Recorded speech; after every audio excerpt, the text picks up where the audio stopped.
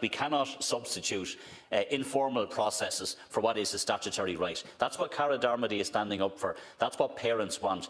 The government to deliver on their legal obligations here, but as important or more important, to deliver on the rights of every single child, both their health and their education rights. I've attended dozens of meetings of parents with children with disabilities right across this state, and they are heartbreaking meetings because they are parents who are trying to do their best for their children.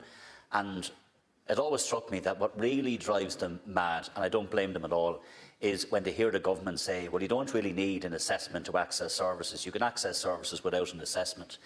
And for most of the parents that I meet at these meetings, they don't get services. The services are almost non-existent. They're stuck on waiting lists for speech and language therapy, for occupational therapy, and even for those children who do get access to some services, it's patchy. It's only a fraction of what is actually needed for those children.